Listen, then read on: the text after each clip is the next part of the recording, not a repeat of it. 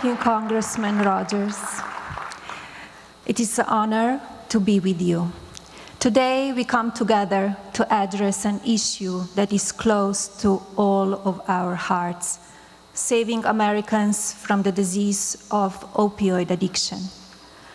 Before I begin, I want to thank members of law enforcement for all they do to protect us each day.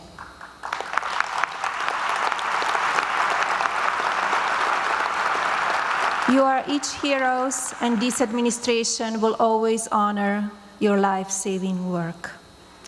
In my role as First Lady, much of my focus has been on addressing the terrible toll the opioid epidemic is having on our children and young mothers.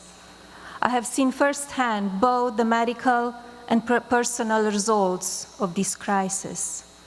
I have visited hospitals and treatment centers around the country. I have met with doctors, nurses, mothers, and children. We will continue to raise awareness of the dangers of opioids to unborn babies.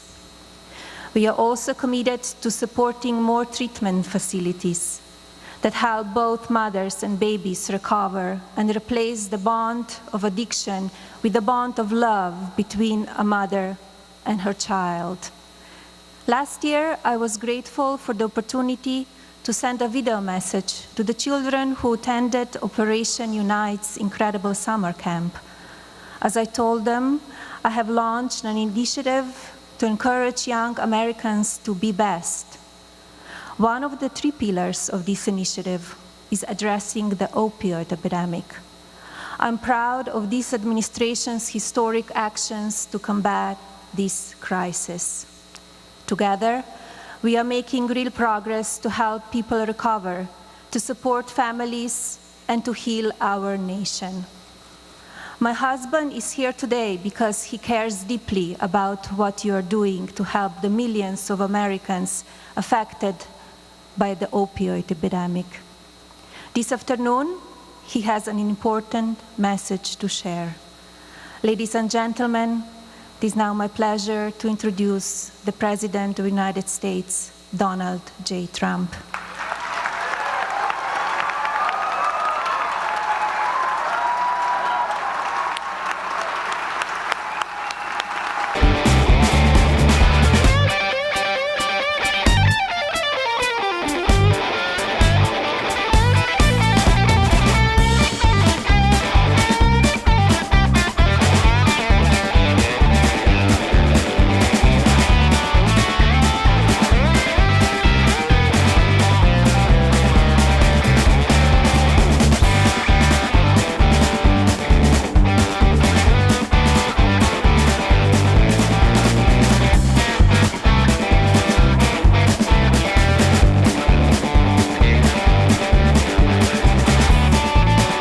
Song. But let's get going, right? I want to thank you all, and I want to thank especially Melania. She works so hard. And those moving words, even though it is from your wife, so she's maybe a little bit prejudiced in that way, but I will say that she is a hard worker and has a profound commitment to building a drug-free future for America's children. We're going to do it, too. We're going to do it. Made a lot of progress. Today, I'm honored to join the thousands of leaders, that's what you are, leaders from across the country, for the 2019 Prescription Drug Abuse and Heroin Summit. Very important. Everyone here today is united by the same vital goal: to liberate our fellow Americans from the grip of drug addiction and to end the opioid crisis once and for all. It's happening. It's happening. That's happening. I want to recognize the founder of Operation Unite for his unwavering community service, for his incredible commitment, and to address this critical issue. Congressman Hal Rogers, a friend of mine for a long time, and I want to thank you very much, Hal, wherever you may be. Thank you. Thank you, Hal. Good job. Very dedicated guy. We're also grateful to Operation Unite's President and CEO, Nancy Hale. Okay. Thank you, Nancy. And thanks also to an outstanding public servant, a man who works day and night. No matter when I need him, he's there. I'll call him at the strangest hours. He's always there working. Secretary Alex Azar. That's really great, Alex, what you're doing. Thank you. And CDC Administrator Dr. Robert Redfield, who is helping us to eradicate HIV/AIDS by 2030. And we're there. We're going to be able to do that. People are shocked. Please stand up, doctor. It's so important. I said that recently in a speech. We will eradicate AIDS by 2030. We've made such incredible progress, and they didn't know what I was talking about. They couldn't believe it. They came up to me after the speech, doctor. They said, "Do you mean that?" That's right. We're going to have it eradicated by 2030. Thank you very much, doctor. Very important. Also with us is the lieutenant governor of this great state, a friend of mine and a man who has worked so hard with Brian. The combination of Jeff Duncan and Brian has been pretty much unbeatable. They're doing a fabulous job. Jeff, thank you very much. Jeff, where are you, Jeff? Jeff, thank you. Stand up, Jeff. Great job. Really great job. Mrs. Duncan, thank you very much. And the Georgia Attorney General, Chris Carr. Chris, thank you. Tough guy. And he's in there fighting for us, I know that.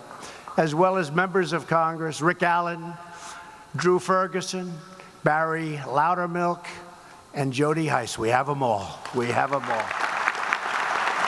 That's a pretty unbeatable group. We've been doing okay together, haven't we, huh? We've been doing good. To all of the people in this room who serve every day on the frontiers and front lines of this crisis, and a crisis it is, you have earned the gratitude of our entire nation. You may not even know it, but our nation loves you, and they love what you're doing. Thank you very much. You are the first responders who bring patients back to life. You are the law enforcement officers who bring drug traffickers to justice. You are the doctors, nurses, and counselors who give struggling citizens the hope and solace and strength to build a brighter and brighter future. And you are the families and faith communities who help thousands of Americans overcome addiction for a new life of freedom. My administration is deploying every resource at our disposal to empower you, to support you, and to fight right by your side, and that's what we're doing. We will not solve this epidemic overnight, but we will stop. There's just nothing going to stop us, no matter how you cut it. I know some of the people in this room, nothing stops you. Nothing stops you, I can tell you. We will never stop until our job is done. And then maybe we'll have to find something new. And I hope that's going to be soon, but we will succeed. We have results that are unbelievable. Numbers that I heard 2 weeks ago that I was shocked to hear. We're making tremendous progress. Each year, more than 70,000 precious American lives are lost to the opioid and drug crisis. And in my opinion, the number is much higher than that. To protect all Americans, my administration declared the opioid epidemic a nationwide public health emergency. A big step. Since then, we have secured a record $6 billion in new funding to combat the opioid crisis, and that's the most ever, and we're going for even bigger numbers this year.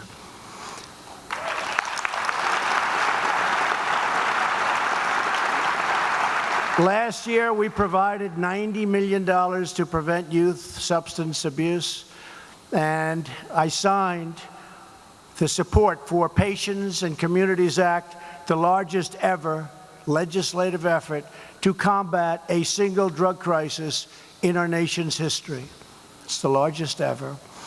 Following the recommendation of my Surgeon General and many others. Last year, the distribution of the overdose reversing drug naloxone increased by over 1 million units. Pretty amazing stuff. To expand access to treatment, recovery, and other crucial activities and services all throughout our nation, we have given opioid response grants to states totaling a record $2 billion. We are now allowing states to use Medicaid funds to pay for residential treatment facilities, and they're being built all over the country. In my first year in office, the number of patients receiving medication-assisted treatment at community health centers increased by 64%. No other president did that. No other president. We have no choice. We have no choice.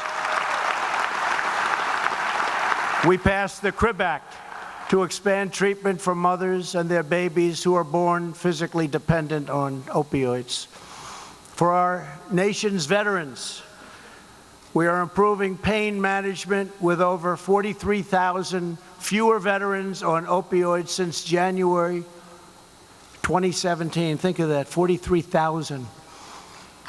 23,000. And by the way, for the veterans, 45 years they've been trying to get it. As you know, just recently I signed Veterans Choice, where a veteran can go, and if the wait is going to be days or weeks or months, which it used to be, they go out and see a private doctor. Take immediate care. We pay for it, we take care of it. And it's been an incredible, it's new and it's been incredible, the difference it's made. And just months ago, I signed bipartisan criminal justice reform into law.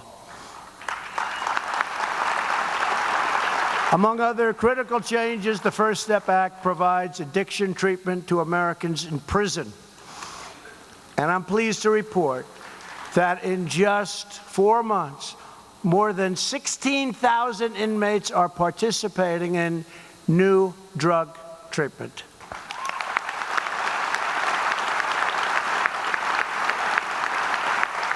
And criminal justice reform, I have to say, people are getting out of prison. And since our founding, they were having an impossible time getting a job. But because our economy is doing so well, perhaps the best it's ever been in our history, best unemployment numbers in history, best everything. Because of this, prisoners getting out are signing in, they're getting jobs, and I can tell you that those employers, because I speak to a lot of them, are thrilled. They had no idea. I'm so proud of that. So the great economy has made it much easier. They get out, and then they have to prove themselves. They never got a chance to prove themselves. Now they prove themselves, and they are doing a spectacular job. Not all of them, but there's nothing all about any of us. But they are doing a spectacular job. So I want to thank all of you, and I want to thank Congressman. I want to thank you for helping me with that, because you were very instrumental. Thank you very much. Thank you. The Department of Labor is expanding federal efforts to help recovering Americans find a great job in our soaring economy. As a result of our historic economic boom also, we are lifting up all Americans from all walks of life, including those who have endured the pain of addiction. They're getting a second and third, and in some cases a fourth chance, and they're making it. They're making it. And they really have something to live for. Some of them say, we love getting up in the morning, we love going to work, we love our job. And if they don't like the job because of what's happened, it's a miracle. All over the world, they're talking about what's happened with our economy. If they don't like their job, they have choice also, like the vets. They have choice. It's choice of going out and finding a different job that they like better. Big impact. Last year, a record 73% of the new jobs went to people who were out of the workforce and are now coming back to work for the first time in many years.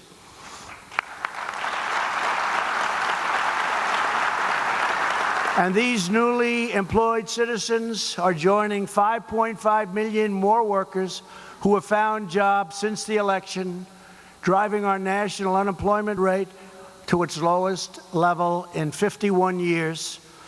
And as you know, and you've heard me say it, African American unemployment lowest in the history of our country. Asian American unemployment lowest in the history of our country. Hispanic American unemployment lowest in the history of our country. People that graduate without a high school diploma, it's a big group, lowest in the history of our country. Women, sorry, lowest in 61 years. But we'll soon have the record. We will soon have the record. We're going to have that record too. We're all Americans, we are all one family, and we know that we are the strongest when no one is left behind. My administration is committed to ensuring that every citizen can live with dignity and purpose and proudly pursue the American dream. Critical to this effort is my administration's strong support for faith-based initiatives.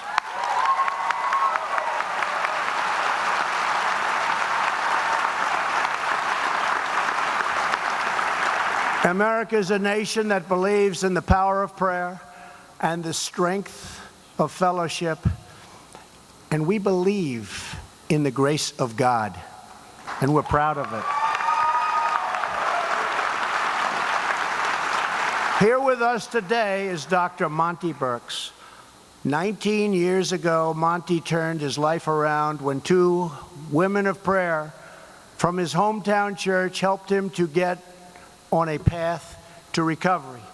Now Monty works for Tennessee's, what a great state, Department of Mental Health, and is director of their faith-based recovery initiative. Monty, please come up and tell us a little bit about your work. Thank you, sir. Thank you. In awe, honor, and humbled. The opposite of addiction is relationship. That simple equation is what helped me find my freedom.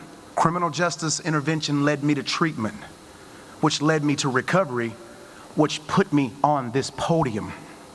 I've been blessed to serve under Commissioner Williams and Commissioner Varney passed before. They took a chance on a broken and bruised person who had been touched by the system, but they knew that I had a purpose, and my purpose was to use the pain that I'd went through to help other people not have to go through the same thing that I'd went through. You see, recovery is real. We do recover. We do recover.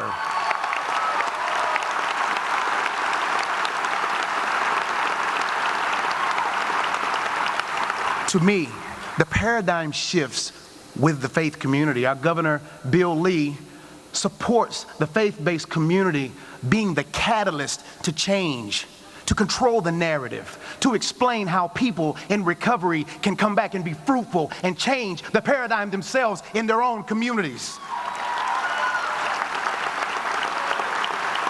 Employers trust the faith community. We go back to work, not just for a job, but for a career, so we can go back and lead as peers, so those who were behind us crying in the wilderness will have a second chance to stand before a podium like this and tell you that yes, recovery is real. We do recover. Secretary Azar, I want to thank you for your work with HHS and the Office of Faith-Based with Shannon Royce and Heidi, and they spread the word and the message about faith-based recovery and treatment across the state. Today, this is my pulpit, and I have to say this. Someone in a program hears me right now and says, I can because you did. I can because he did. That's right. Yes, you can. Look in the mirror. There is your miracle. I want to thank you, Mr. President, for allowing me this space to stand beside you. I want to thank God for you and the First Lady and your support of the recovery community. Thank you. God bless you. Thank you. Thank you. My son is a military man, and we love you. Thank you.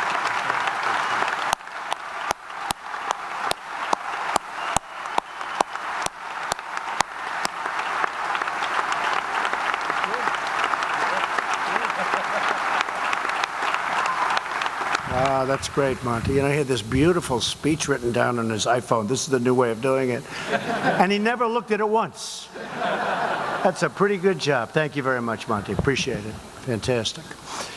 My administration has also embarked on an unprecedented effort to shut down online criminal networks, crack down on illegal international shipments, and stop the deadly flow of drugs into our country. In the past 2 years, Customs and Border Protection seizures of meth and cocaine and heroin and fentanyl at the southern border are up 45% and going up much higher. We are seizing it all over. You probably saw the numbers today. We are detaining, capturing, call it anything you want, more people than ever before. Some of those people are not people we want in our country. And I will say Border Patrol has been incredible. There's never been a march up that border like there is today, up throughout Mexico. Mexico is starting to detain and bring back to their country where they came from. But a lot of it is drugs, and drugs are being gotten by us. We are stopping the drug flow as much as we can. Soon, we're going to have a wall that's going to be a very powerful wall. It's under construction.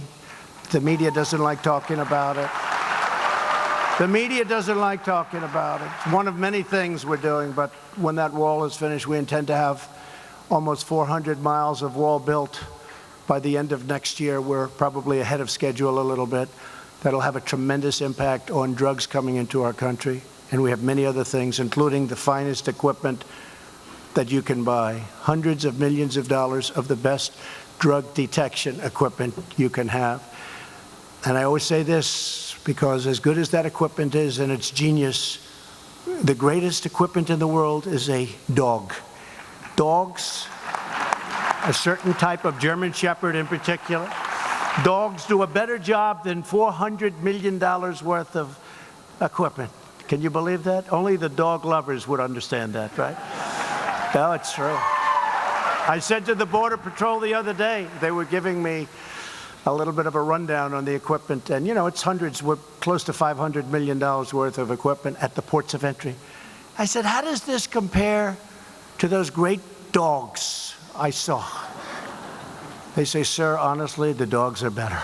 I said, you got to be kidding. It's incredible, and they showed me, and it's actually incredible. But we also have a lot of dogs, and they're great dogs, and we cherish them. Heroin alone kills 300 Americans a week, 90% of which enters our country through our southern border. We're doing everything to empower ourselves so that we can keep this poison out of our communities and away from our children. You're going to see some very, very big differences in the coming months. We're capturing people that you wouldn't believe. And if you remember when I announced that famous run, when I came down, I'm sure nobody saw this, when I came down the escalator with Melania in her white dress. I don't think anybody saw that. But I made a very strong statement about the border. And I was criticized. They said, oh, it's not that bad. Well, let me tell you, that statement was peanuts compared to reality. Peanuts. It was small time compared to reality. But we are confronting reality and confronting the grave security and humanitarian crisis on our southern border. And that's why I've declared a national emergency, which is exactly what it is.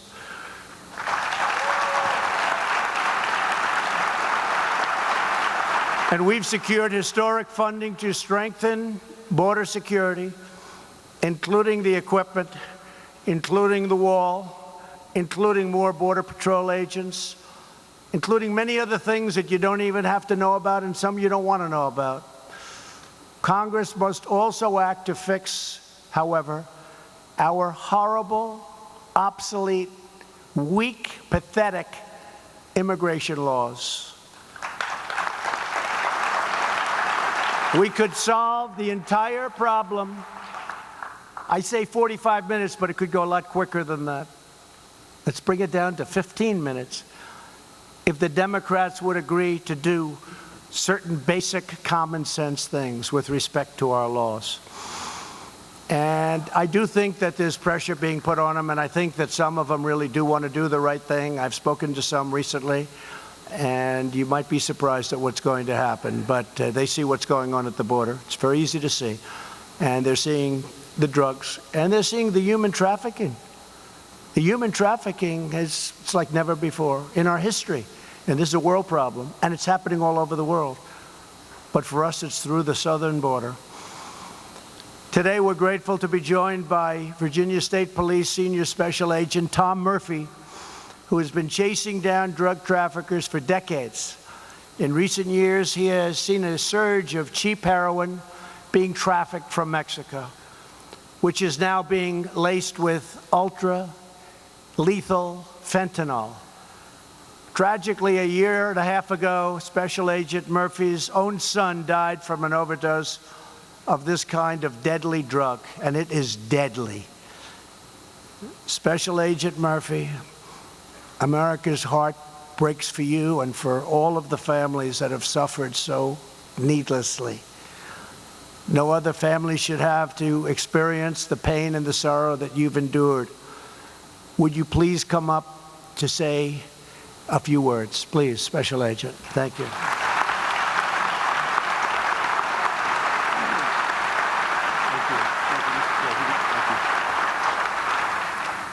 Thank you, Mr. President, First Lady, for this time and opportunity to speak, both professionally and personally, how it's touched my life and my family's life. I worked for the State Police of Virginia for 31 years, assigned to our Narcotics Division, Drug Enforcement Section for 23 of those 31 years. I sat in your seat 4 years ago at this same conference. While I was here 4 years ago, my son, Jason, was battling drug addiction. His story is one that's all too common today.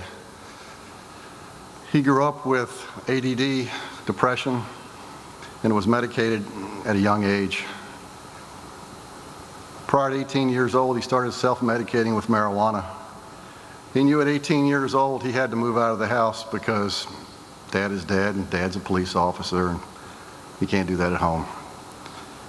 On his 18th birthday, on the day he turned 18, he moved out of our home. He would later tell me it's the worst decision he's ever made in his life. When he did so, about a year or two later, he had a work-related injury where he severed 4 fingers from his hand. He was introduced to opioids, which was my greatest fear. I would see him around town, and my wife, you could see his physical decline.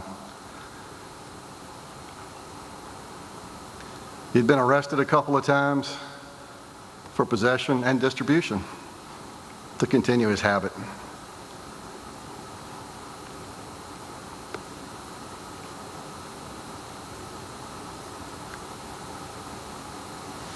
"12 days before Christmas, December 13th, 2017, 12 days before Christmas, he passed away of a heroin and fentanyl overdose. People talk about stigma associated with opioids, heroin, drugs. There is a stigma, and the stigma needs to stop.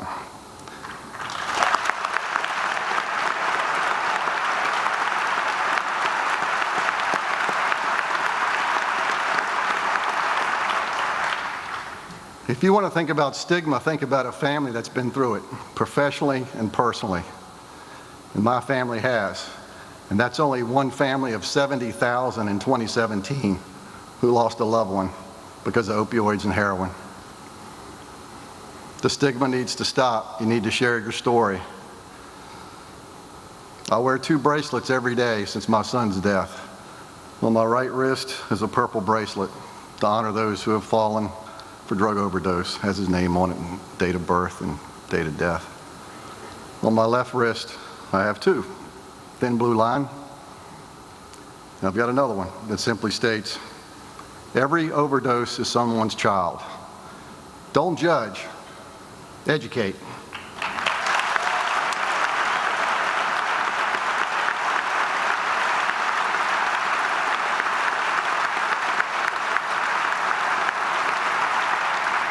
So that's why we're here, and that's why you're here. You took the first initiative, maybe, if you're here for the first time, to collaborate, to brainstorm, to strategize, to figure out this problem collectively.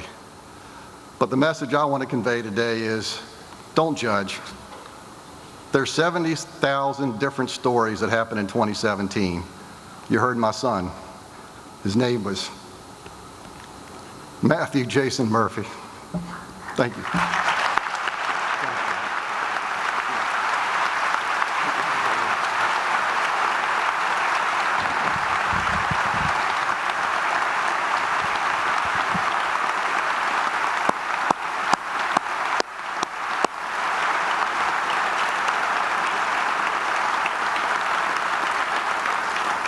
And I think I can say with surety that your son, your boy, is looking down right now at you, and he's very proud of his father.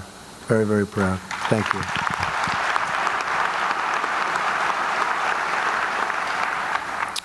We are making great progress to stop fentanyl from coming into our communities. As a result of my negotiations with President Xi of China, doing a very big trade deal, they've announced that next week they will implement new measures to prevent Chinese fentanyl, which is most of it, almost all fentanyl comes from China, from being shipped to the United States.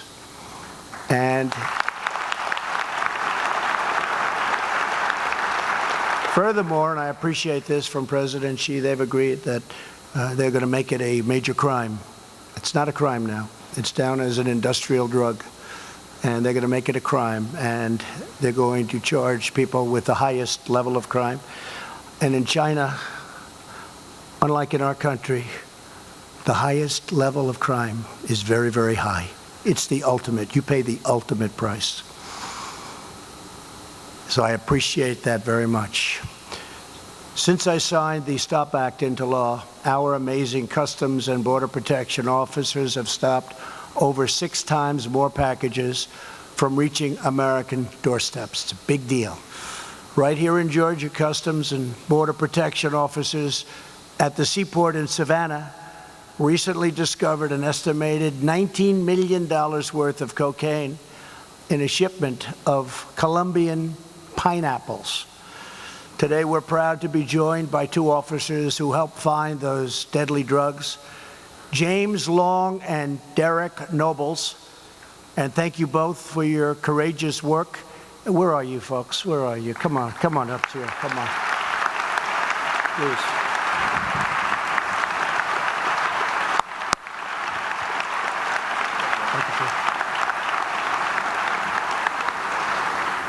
Well, thank you, Mr. President. Thank you all for having us here, first of all. And again, thank you for all your support. It's been a long road, and we're glad to have the President behind us.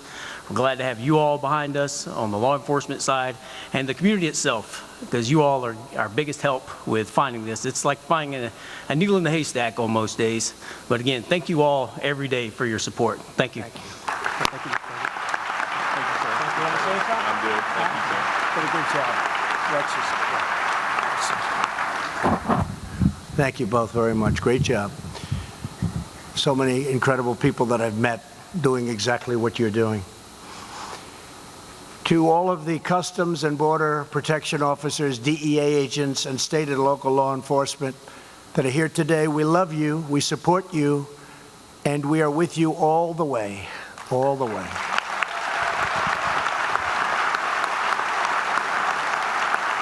You know, we had billions of dollars of military equipment which the previous administration, for their own reason, was not willing to give up to law enforcement, and I decided that we will. This was beautiful, great, strong, powerful equipment, safety equipment. You know exactly what I'm talking about. And we gave billions and billions of dollars throughout the United States to law enforcement, and it's had a tremendous impact because I don't know if it's for that reason, probably not. It's probably because of the great men and women involved. But the numbers are way down, crime, way down. So thank you all very much. Appreciate it. My administration is also taking aggressive action to reduce the oversupply of highly addictive prescription drugs. The Department of Justice has prosecuted more than 3,000 defendants in cases involving opioids. And earlier this week, the United States filed criminal charges against the 6th largest drug wholesaler for illicit distribution of opioids. Because we are holding Big Pharma accountable. They should be accountable.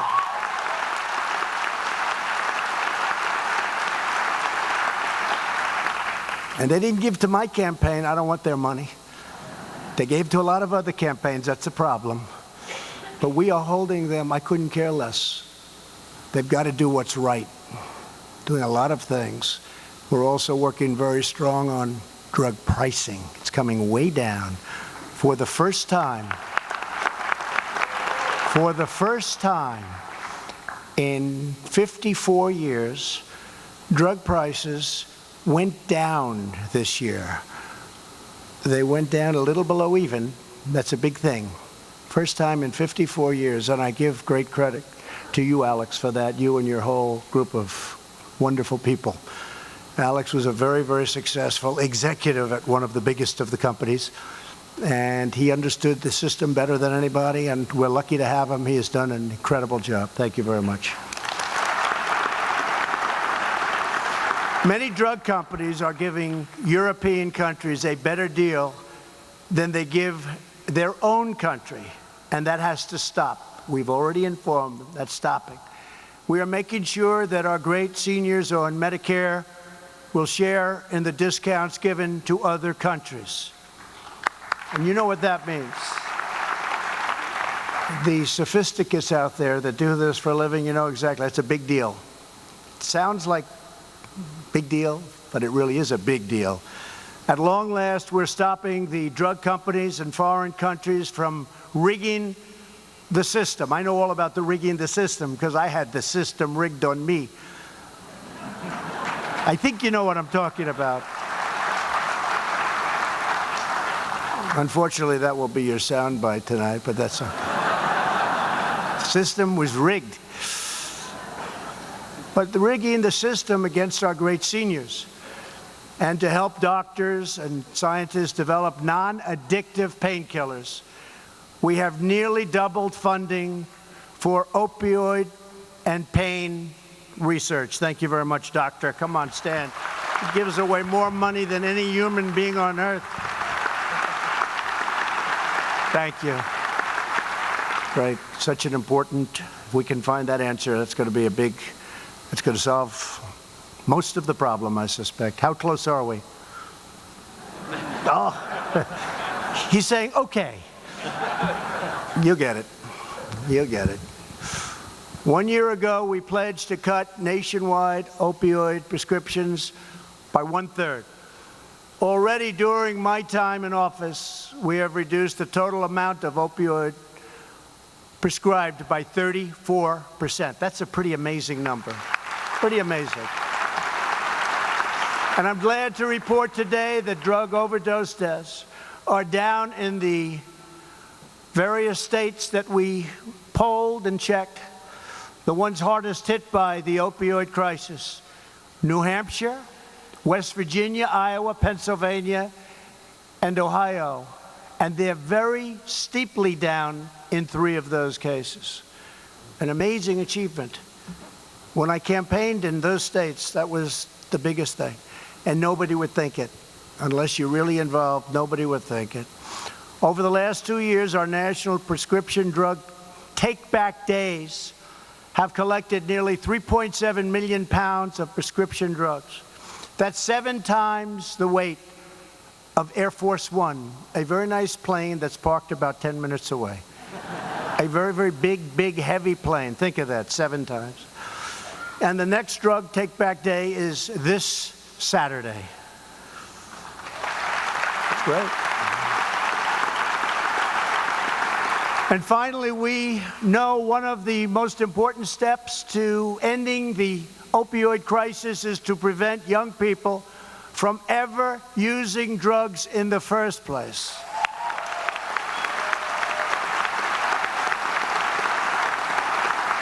Our massive public awareness campaign about the horrific suffering that drugs inflict has already reached 58% of young Americans. Where's Kellyanne? Kellyanne, stand up. Kellyanne Conway. She's done a great job. I keep saying, Kellyanne, where are those ads? Because, you know, if you do it properly, and we've had some great ones, great ads, young people looking at these ads, they won't start. I think in many ways, you don't see the result for 4 or 5 years, but in many ways, that's one of the most important things we can be doing. So we're doing that, and we're spending a lot of money on that. I think it's very important. When they look out and somebody comes to them and wants to sell them drugs, and they start thinking about what they just saw on television or wherever they may have seen it, it's going to be a little harder for them to make that sale, and that's okay with me. It's the way we want it. And I'm very encouraged that in my first year in office, the National Survey on Drug Use and Health reported that 100,000 fewer teens started abusing prescription painkillers. 100,000. Here with us today is Alex Ellswick and his mom, wonderful mom, Shelley. As a young adult, Alex overcame addiction and is now with his mom. They founded an organization to help families in crisis. Alex and Shelley, would you please come up and share your story? Thank you. Please.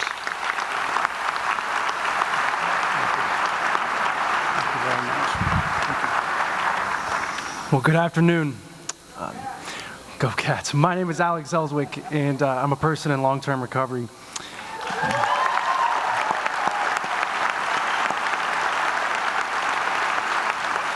And many of you already knew that, but perhaps what you didn't know is that this is my mom, and we're a family in long-term recovery.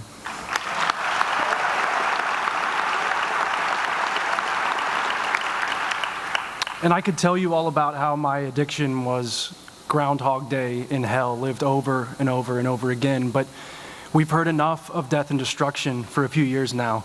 I'd rather tell you how grateful I am to be here and how grateful I am that I get to work every day alongside my mom and my friend Amanda Fallon Bennett, doing the work with Voices of Hope to help people in recovery stay in recovery. And I'd like to use this time to say a big thank you to every single individual in this room who works tirelessly every day to improve the lives of people like me. Because Monty said it best, we do recover, and we recover together. So thank you all for being Voices of Hope.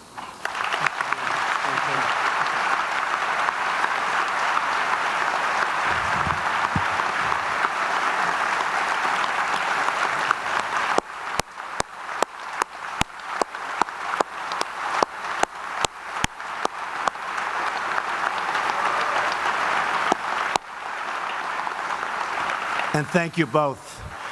As Alex and Shelley remind us, our greatest resource in the fight against drugs is the heart and the might and the soul of the American people.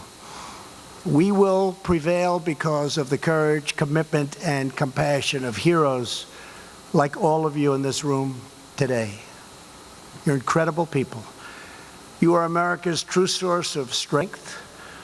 So let us resolve that together we will support, cherish, and care for our fellow citizens through every step and every challenge on their road to recovery. We will reach out to anyone who is hurting or lost or struggling, because every American deserves to know the glory of hope, the joy of belonging, and the blessings of healing. We will stand proudly behind our devoted doctors and nurses and medical professionals who work so hard, and they do so much. We will honor and celebrate the incredible men and women of law enforcement. Thank you. We love our law enforcement.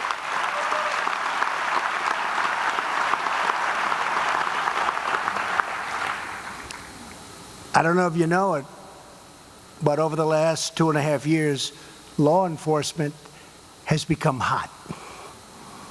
They were having a little problem, right? But they're hot.